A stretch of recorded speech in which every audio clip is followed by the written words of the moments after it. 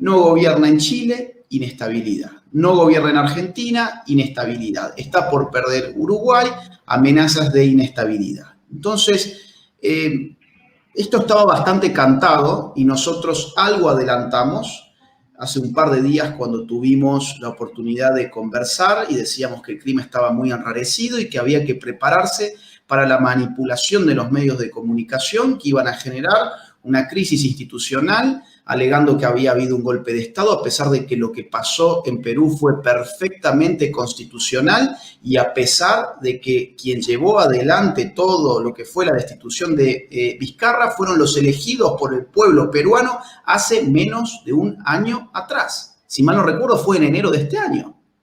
Entonces, ¿de qué estamos hablando acá? Digo, o 8 meses más tarde, 10 meses más tarde, ahora todo Perú se entera de que eligió mal y que en verdad eligieron a los malos de esta película. Bueno. Cuando se produce todo este bochinche, yo ya había dicho, a lo que van es por una nueva constitución. Ese era el objetivo, y es el objetivo. Ahorita todavía no se expresa a plenitud, pero hacia eso van a ir, hacia la nueva constitución. Y esto habría que verlo, y después podemos entrar un poco al campo de Perú, pero para que mis compatriotas entiendan esto, no solamente en el contexto del Perú, sino también en un contexto internacional, que muchos de ellos quizás no vean, sobre todo los más jóvenes. Lo cual también quiero hacer un paréntesis. Se comete un error cuando se dice que todos salieron a marchar por terrorismo. Eso es impreciso. Como dijo Carlos al principio, muchos de ellos salieron a marchar por una genuina desilusión y una decepción completa con la política, por la situación actual que vive el país, la falta de oportunidades, la falta de empleo, el confinamiento, vieron esto muchos también, como una oportunidad para desfogar toda esa tensión acumulada durante meses, y eso obviamente con la gasolina que le tiraba la prensa. Entonces, al final, han confluido una serie de demandas, una serie de juventudes con diferentes agendas, pero un punto en común, que es la decepción, la desilusión con la clase política. Ahora, volviendo al caso de qué es lo que se está buscando, y es esta nueva constitución.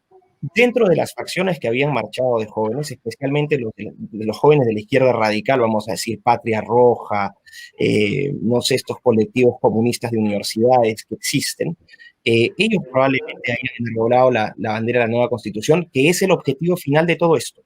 Ojo, pero no es una agenda exclusiva de la extrema izquierda. Y aquí vamos con el tema. Tú hablabas de que por qué hay inestabilidad en países, por ejemplo, que en teoría son gobernados por gobiernos de derecha. Da lo mismo eso. Da lo mismo que sean de derecha. Los puntos van a ser los mismos. Y quiero ir a esto. Redefinición del concepto de vida. O sea, ya el aborto constitucionalmente legitimado. Redefinición del concepto de familia. El concepto de familia constitucionalmente redefinido. El concepto de libertades, sexualidad, ¿no? Totalmente redefinido. La secularización completa de los estados. Adiós religión, ¿no? Estas constituciones que contenían elementos católicos o cristianos en ellas. Adiós. El tema de las libertades, el tema de intervención del Estado, el rol de subsidiariedad del Estado muy fuerte. En la intromisión del Estado en decisiones que van a ser propias de las que eran consideradas de la familia. Chao. Vamos a ver un Estado más interventor y vamos a ver un capítulo económico estandarizado, también de un Estado colectivista de planificación central, probablemente dirigido por automatización de tecnologías, en este caso el tema de la inteligencia artificial, etcétera, y otras. Pero todo apunta, si tú te fijas, y este patrón, ojo, también lo ves en Estados Unidos. Lo que ha ocurrido en Estados Unidos, esta cuestión bananera, es estándar con el patrón que tú estás encontrando en América Latina, que también lo está viendo en Europa. Y con esto cierro. Todo ello apunta a esta estandarización, a este gran reinicio o reseteo que demanda estandarización y uniformidad en los conceptos, porque eso facilita la imposición de un gobierno global. Eso es así de claro. ¿Apareció este? Ese sí apareció. Ok, ya está. Bueno, dice, repasen los eventos de las últimas horas, átenlos a la realidad política y mediática de los últimos 20 años, sopesen el nivel intelectual de nuestra masa electoral y llegarán a la conclusión de que todo este circo apunta hacia un gran objetivo. Nueva Constitución, 10 de noviembre, 12:28 p.m. Y el otro tuit, el guión, 88% vacado por el grupo. Disculpa, ese es el apodo que le puse a Vizcarra porque le ponía que tenía 88% de aprobación con una economía destruida y 8 millones de parados. Ok, 82, o sea, Vizcarra vacado por el Congreso corrupto, prensa corrupta lanza hectáreas cúbicas de gasolina, toma la calle, Vizcarra y aliados en campaña, encuestas fabrican candidato, Congreso es dinamitado, nuevo peón del progresismo ganan, lo ponen, que es de lo que vamos a hablar a continuación, protejamos la democracia, nueva constitución. Estos son los pasos que van a seguir y yo supongo que esto puede andar quizás por el nuevo peón, ¿no? No, no, no. Ahorita estamos entre toma la calle claro, entre toma la calle, Congreso dinamitado y las que vienen ahí entre medio. ¿Y no crees que el nuevo peón pueda ser esta mujer que...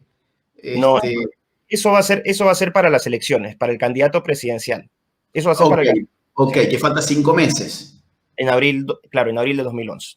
Siguiendo, y entonces el video se titula 3 presidentes en una semana. Yo quisiera rápidamente poner las fechas, ¿no? El 9 de noviembre se destituye a Vizcarra por una figura constitucional ante la evidente cantidad de pruebas de su corrupción, que todo el mundo callaba, pero todo el mundo era algo totalmente, era un secreto a voces, la corrupción de Vizcarra. El 9 de noviembre hacen la segunda, no la primera, la segunda moción de lo que se llama vacancia presidencial por incapacidad moral. Finalmente logran 105 de los 130 votos posibles, o sea, abrumadoramente mayoritaria la cantidad de congresistas que votan para que para destituir a Vizcarra. El 10 de noviembre asume por un orden secuencial también constitucional el presidente del Congreso, Manuel Merino. Él no se proclama, él no estaba en campaña, él recibe un encargo porque le tocaba.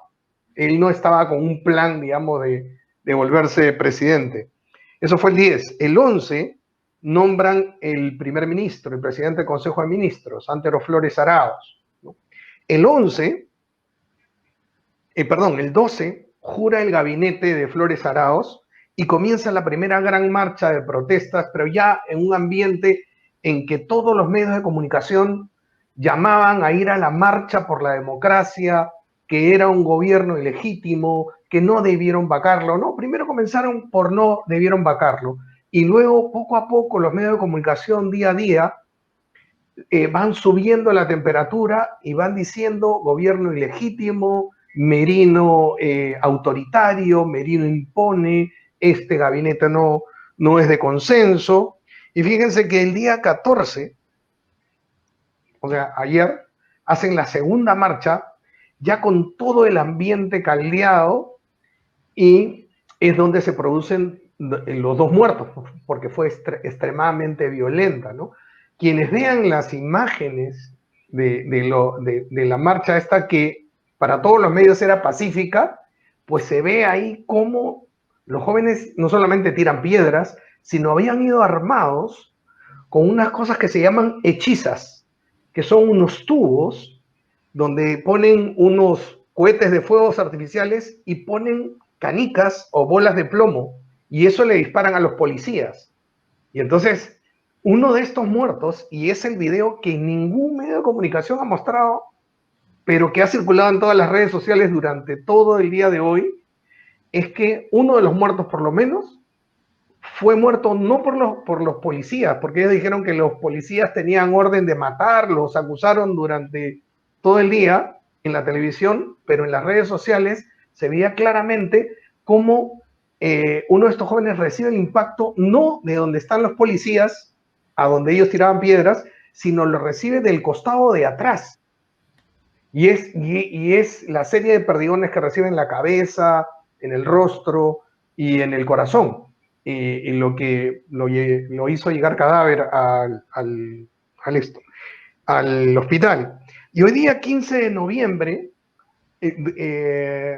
Merino, durante toda la madrugada, esto se produce a medianoche, la madrugada, recibe una tras otra renuncia de varios ministros que habían jurado solamente 2 días atrás, porque habían sido amenazados con lo que hoy día se ha conocido como es una denuncia penal por el homicidio de estos chicos que murieron en la marcha.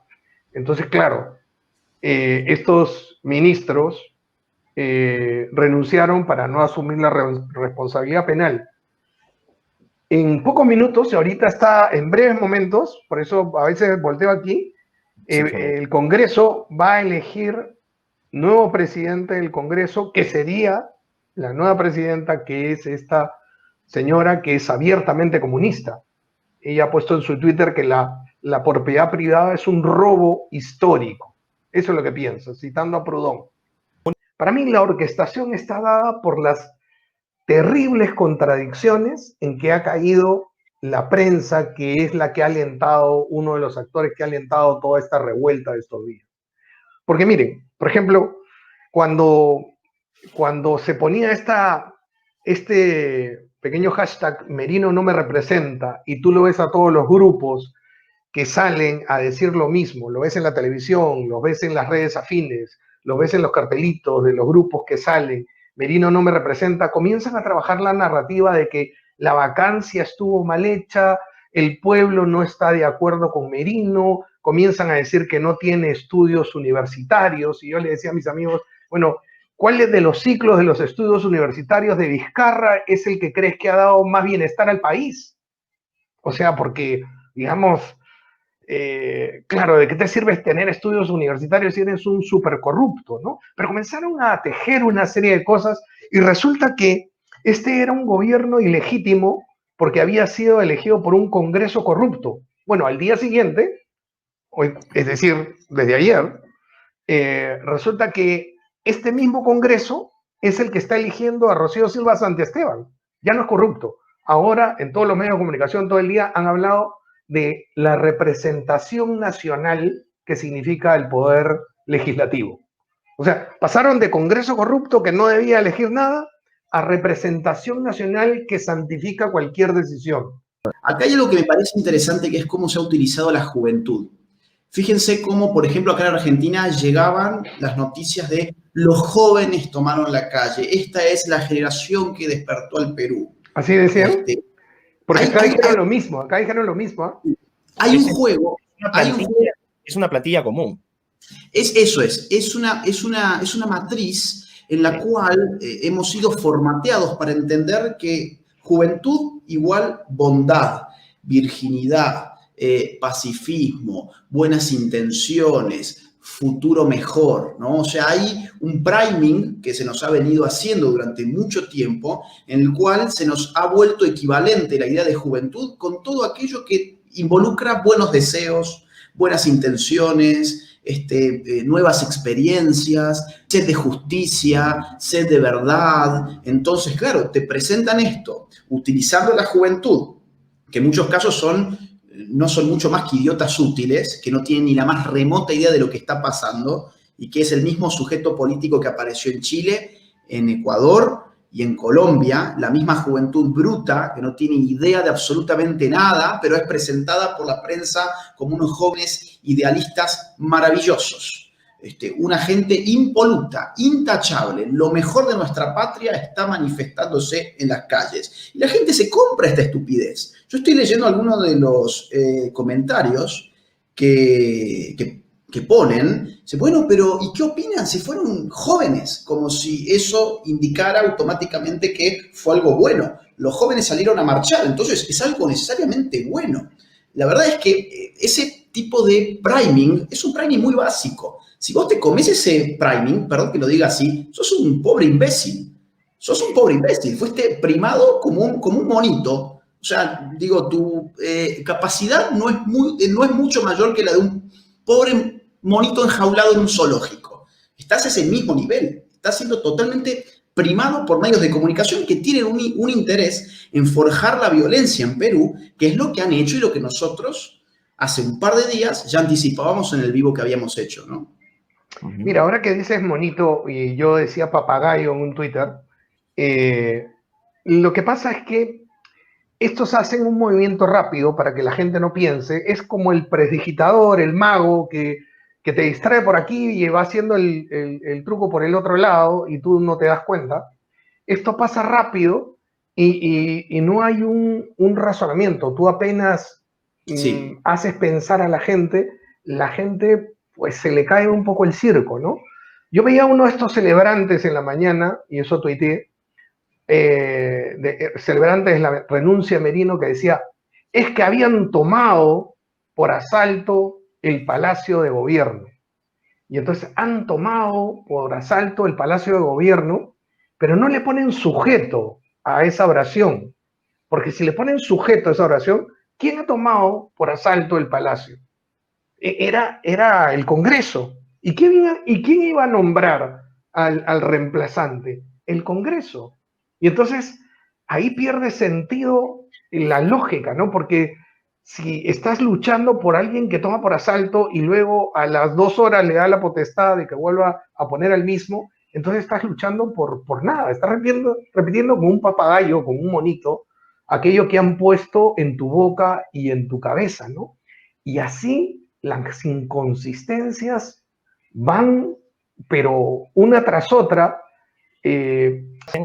Es que inmediatamente por plantear posiciones que son contrarias a la narrativa de la prensa, de esta clase política, ¿no? Del poder detrás del poder, que al final terminan siendo 3 o 4 sujetos, en el caso del Perú, alguna ONG de derechos humanos, que es muy conocida, ¿no? Entonces, esa gente es la que está manejando los hilos del poder, directamente financiada por la Open Society Foundation de Soros. Entonces, cuando la gente dice Soros está detrás, es cierto, es absolutamente cierto. Ha comprado acciones de empresas, Graña y Montero. O sea, el sujeto está detrás. Él fue el que financió la famosa Marcha de los Cuatro Suyos, allá por el año 2000, Alejandro Celestino Toledo, que hoy está en Estados Unidos preso por corrupto.